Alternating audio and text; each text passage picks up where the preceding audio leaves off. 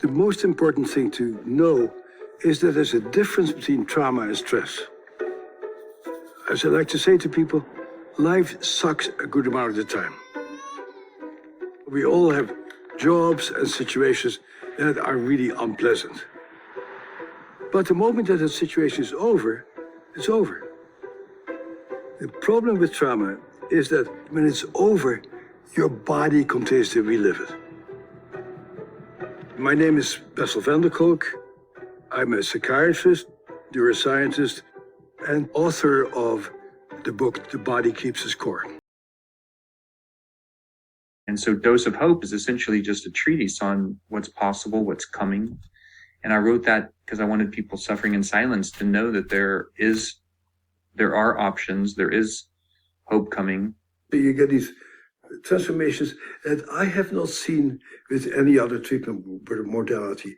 And I unlike most researchers who find one particular treatment method and beat the same treatment method to death by studying the same damn thing over and over again, my career has been that I'm interested in what else might be helpful. So I've studied yoga, turned out very well. I've studied EMDR, I've studied theater groups, I've studied neurofeedback, I've studied various psychiatric medications. But what we see in the MDMA is really more profound than anything else we have done. And we need to do our best as a therapeutic community and as a grassroots community to continue to demand that these medicines become legal and available. MDMA has only recently been legalized. It went through extensive clinical trials all over the world to be green-lighted by the FDA and DEA as a breakthrough therapy because the clinical data was, quite frankly, incredible. For example, in one early study, more than 80% of people with treatment-resistant and chronic PTSD were literally cured from 2 or 3 sessions of MDMA. They no longer meet criteria for the clinical diagnosis of PTSD, which many people thought was impossible. This is an astounding result. The best thing about MDMA is that it's always your friend. The medicine is very gentle, and you can, to some extent, modulate its impact. It's the best compound we know for dealing with trauma because it does 3 primary things in the brain. It relaxes the fear center, and it helps you achieve heightened self-awareness in the observation part of the brain. It improves your level of connection between the memory center in the hippocampus and the observation part of the brain. What all this means is that we're able to be less guarded and more available to see the truth, and we have a better memory of when the truth got shut down. Once your brain gets into this state, then it's able to bring up and feel deeply repressed and difficult emotions. You can create the space for the emotions. You allow them to come up. You process what you need to feel about them, learn from them, and then you're able to let them go. It's such a curiously and beautifully individual process. And so how do we standardize such an individual, soul-centered process? So if we do that in kind of the context of taking a journey, there may be this map that we use. Maps are really helpful because they can predict different stages. And like the hero and the heroine's journey. Joseph Campbell laid down the monomyth in A Hero with a Thousand Faces. And that was just one architectural orientation to a map of transformation. There are many other maps. That's one of the more common ones used today. And so maps and kind of a trajectory and an orientation can be really helpful.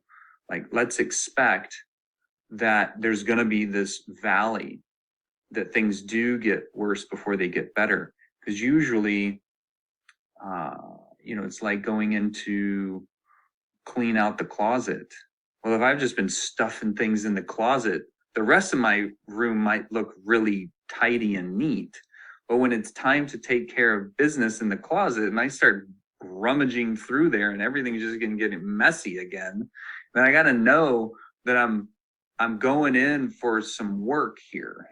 It might not just be like, let me get the dust buster and, a dishpan. It might be like, oh, wow, we're going to need a hazmat suit and a few trash bags and maybe call in the cavalry.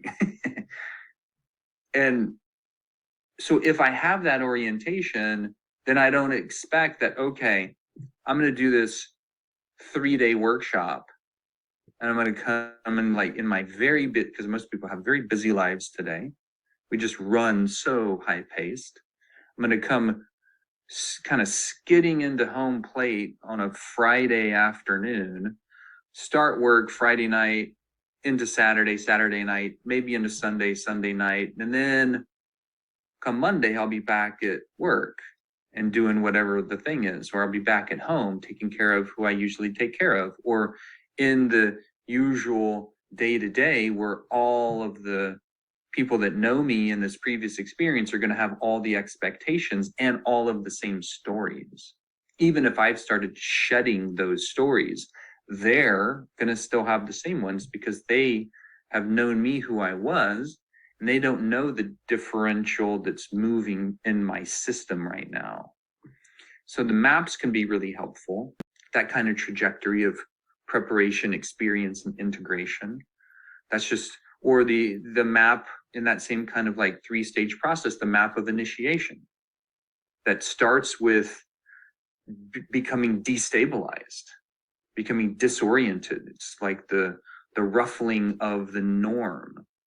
And that destabilization process just by itself can be really freaky. And people may want to pull the plug at that point. Because if that's really uncomfortable, when you go into liminality, when you totally lose your identity or a good portion of your identity, or you reclaim a significant portion of a traumatized or exiled part, and now that comes into the center of the circle, then now there's a redefining moment of who now am I with this part, this shame, this guilt, this avoidance, this fear, this anger, this bitterness, this rage, whatever hasn't been metabolized, whatever hasn't been moving through the system. So all of that just soup of transformation happens. And then after all of that, who do I become when I unmask, unveil, or the cocoon unzips, and now I'm back in the world? And that can be, for me, that was the hardest. The experience of supporting another along their journey of transformation. We as facilitators and guides can only help people go as far as we've gone.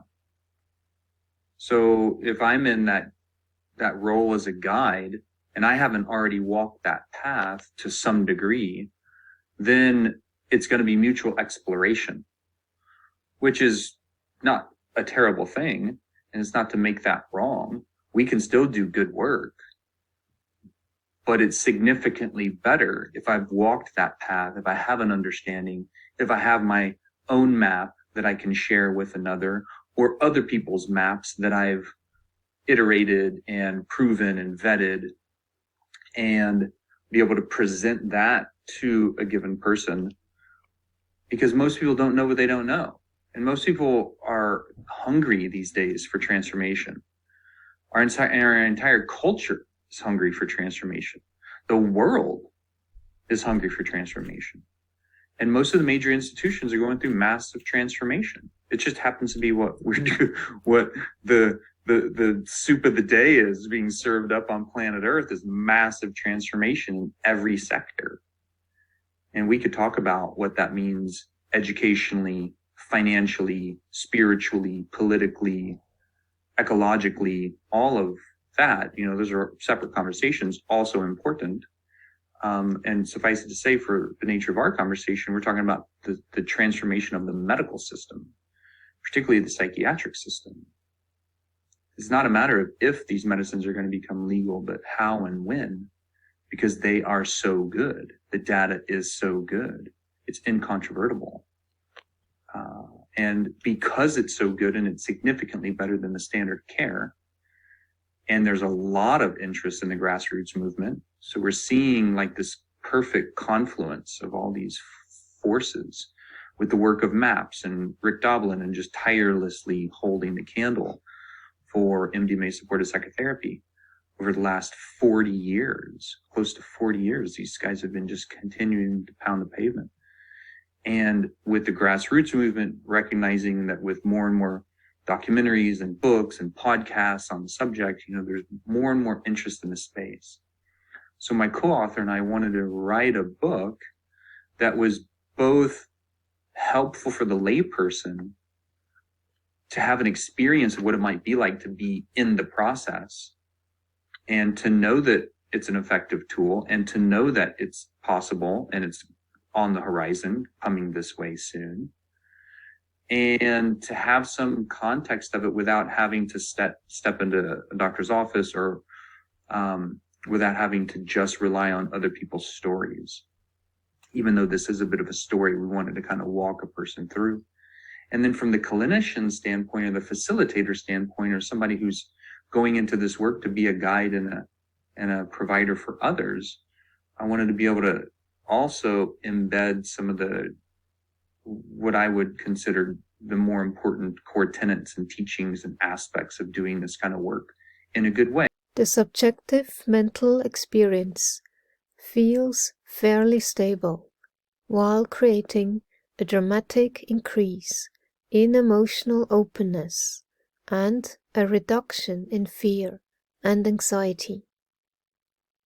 Unlike most psychedelics, on MDMA, you are always aware of who you are and where you are. And in many cases, people feel even more alert and sharper than normal.